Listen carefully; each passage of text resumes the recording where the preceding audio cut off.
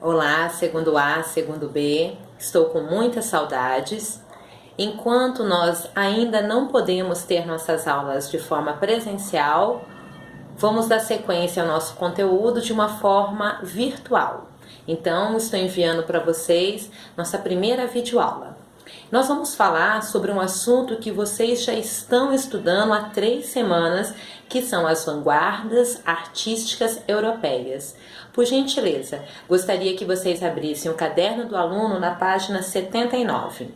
Eu vou gravar 2 vídeos. O primeiro fazendo aqui uma retomada nos conceitos das vanguardas e o segundo para resolver os exercícios da página 82 e 83. Então vamos lá. A palavra vanguarda é um termo militar francês que designa aqueles que vão à frente de uma batalha. As vanguardas artísticas europeias é compreendida como uma manifestação de um grupo de indivíduos que se propõe a coordenar, a propagar e a consolidar novas ideias, tanto no campo da ciência, das artes e também em movimentos culturais. As vanguardas, elas vão questionar a necessidade e a função da arte na sociedade. Então vamos lembrar no contexto histórico.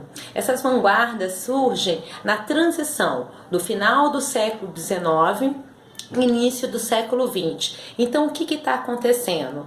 Nós temos a euforia do desenvolvimento industrial na Europa e tecnológico e a explosão da Primeira Guerra Mundial em 1914. Então, com o advento da guerra, é que esses artistas vão questionar exatamente a função da obra de arte nessa sociedade. Bom, com a popularização da máquina fotográfica, como eu já tinha falado para vocês no impressionismo, os artistas, eles não sentem mais a necessidade de fazer uma mimese. O que é o conceito de mimese? É representar de forma real, fiel, a natureza humana. Lembrem que essa natureza não é somente as paisagens, o que está fora da humanidade, e sim também aquilo que está dentro. Bom, cubismo, fragmentação. O cubismo ele vai consolidar com Pablo Picasso e com Georges Braques, mas não são eles os inventores. Nós temos alguns artistas no passado que já traziam essa renovação nessa forma de representar. Um deles é o Paul Cézanne. Bom, qual é a função do cubismo? É a sobreposição das imagens e no texto literário das ideias. Nós temos a destruição da perspectiva tradicional da pintura, representação de diferentes planos geométricos e ângulos retos que se interceptam e se sucedem. Então o artista vai querer representar diferentes faces de um objeto, né? Através de um movimento. É como se ele pegasse uma pintura que é bidimensional e transpassasse essa pintura de forma tridimensional. O Picasso e o Braque, eles fragmentaram tanto a obra visual que o que foi chamado de cubismo analítico. Essas obras quase se tornaram abstratas, mas o objetivo do cubismo não é abstrair as formas, né? Então eles dão uma retomada com o que eles vão chamar de cubismo sintético. Futurismo, velocidade. O primeiro manifesto foi publicado por Filippo Marinetti. A máquina para ele era superior ao homem e nada poderia ser mais representativo das emoções modernas do que o motor em funcionamento. Então percebam que as telas futuristas, elas têm essa velocidade, essa dinamicidade e também geram violência. O futurismo, ele surge na Itália e ele vai justificar o governo fascista do Benedito Mussolini. tá? Isso os italianos. Também era um movimento completamente machista. Eles não aceitavam artistas mulheres entrar neste movimento. As telas nós conseguimos identificar porque geralmente o nome delas sempre vai estar relacionado à velocidade, à eletricidade, a essa modernidade, a essa tecnologia. Objetivo, né? A exaltação da vida moderna, da máquina, da eletricidade, do automóvel e da velocidade. Abandono das regras convencionais da síntese e da pontuação, e isto nos textos literários. Então, um texto futurista, na hora que nós lermos esse texto, pela falta da pontuação, nós temos então uma leitura muito mais veloz. Lembrem que eles vão exaltar o soco, né? Tem muito mais valor do que uma obra de arte referente à Grécia clássica, à Vitória Samotrácia. Dadaísmo, irracionalidade. Bom, o dadaísmo ele vai querer subverter o conceito da arte, criticar o capitalismo e também essa sociedade de consumo. Lembra que a palavra dadaísta vem de uma abertura do dicionário, onde eles encontram a palavra dadá, né? Que eles vão lembrar exatamente o balbucio de um bebê nas primeiras tentativas de falar. Nós temos aqui um exemplo da colagem disposta. No manifesto dadaísta nós temos o Tissara, que ele fala que criar um texto literário de forma dadá é você pegar um artigo de jornal, colar as palavras e sair pregando de forma involuntária, irracional, e quando terminar essa colagem, pronto, está perfeita a sua obra dadaísta. Nós temos um grande representante desse movimento, que é o francês Marcel Duchamp, que ele vai criar as obras que ele dá o nome de rendimento, prontos e feitos. Então são objetos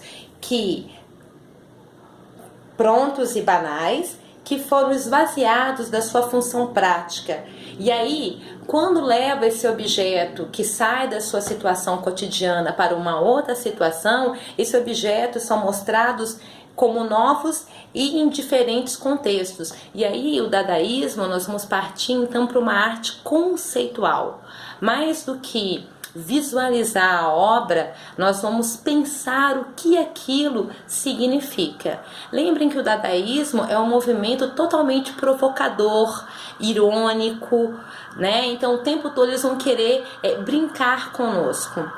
Essa arte conceitual, ela é importante nós entendermos porque as artes contemporâneas que iniciam em 1945, elas vão dialogar exatamente com o conceito dessa arte dadaísta. Movimento contrário a todos os manifestos, as teorias e as ordens lógicas. Então eles são extremamente anarquistas, nihilistas, saem destruindo tudo que é conceito, até o próprio conceito deles. Retirada do valor utilitário dos objetos cotidianos e transformando o que eu falei de rendimento, prontos e feitos. Então nós vamos criar outros objetos. Olha um exemplo aqui dessa roda de bicicleta em cima do banco. Vamos pensar o conceito. O que é uma roda? O que a roda, o descobrimento da roda, o que ela proporcionou para a humanidade?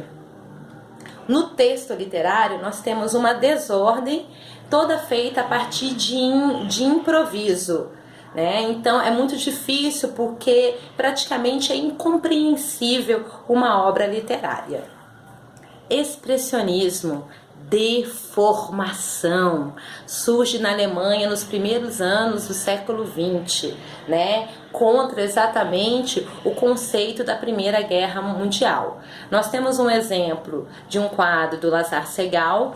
O Lazar Segal é um artista lituano que vai se naturalizar brasileiro. Ele foge da Europa em crise, em guerra, e vai morar no Brasil. Tem um museu em São Paulo chamado Lazar Segal. Quem tiver oportunidade, fica na Vila Mariana, é fabuloso. E do outro nós temos aí o quadro, né? o grito do Edvard Munch. É muito engraçado as intertextualidades feitas a partir dessa tela. Então nós temos aqui a distorção das linhas. Apesar dessa distorção, os artistas vão representar as artes visuais com cores fortes, cores intensas, principalmente as cores primárias. Então, o expressionismo, ele despreza o conceito tradicional do belo, ele vai expressar o absurdo da nossa existência, além de trazer as imagens em exagero do nosso mundo interior, por meio de cores fortes e traços deformados, como eu já tinha falado com vocês. Negação da atmosfera de leveza e de universo burguês, né? E o outro eu já falei. Surrealismo. Sonho, são as imagens oníricas a partir do nosso inconsciente, a partir do nosso mundo do sonho. Nós temos dois representantes aqui, um é o Salvador Dalí e o outro René Magritte. Tomem cuidado quando cair questões do René Magritte. Dê uma olhada, por exemplo, na Clara Evidência. Nós temos no René, que é um artista belga, ele representa uma obra que traz traços realistas, porém, quando a gente observa mesmo a obra, nós temos a visão de situações completamente inusitadas, circunstâncias fora do comum. O Dalí, nós conseguimos observar e ver essa loucura que só acontece nesse plano do sonho, nesse plano onírico. Então, o surrealismo, outro probleminha, outra delicadeza que nós temos que ter é não confundir com o dadaísmo. Por quê? Muitos dos artistas surrealistas, eles participaram também do movimento dadaísta. Então foi uma briga que aconteceu no movimento Dada. Alguns artistas se retiraram deste movimento e fizeram um outro movimento chamado surrealismo. Ele advém das ideias do Freud, da psicanálise, da descoberta do inconsciente dentro do ser humano. Até esse momento as pessoas achavam que nós só tínhamos o plano racional. Não, o Freud descobre que nós mantemos muitas lembranças guardadas no inconsciente e no momento em que nós dormimos, isso se expande. É como se o inconsciente se abrisse e aí a gente tem aquelas imagens muito loucas, né, como poder voar perante o sonho. Valorização da imaginação e da inocência da infância. A escrita e também a pintura, nós temos a associação livre da automatização. O que é isso? Os artistas acordavam e a primeira coisa que eles iam fazer era pintar ou escrever, para que a racionalidade não incomodasse o inconsciente deles, que eles mantiveram durante o período do sono. No texto literário, as imagens são desconectadas, que não permite o leitor a compreensão lógica do texto, viu? Como uma característica muito parecida com o dadaísmo. Bom, no próximo vídeo vamos resolver os exercícios, tá?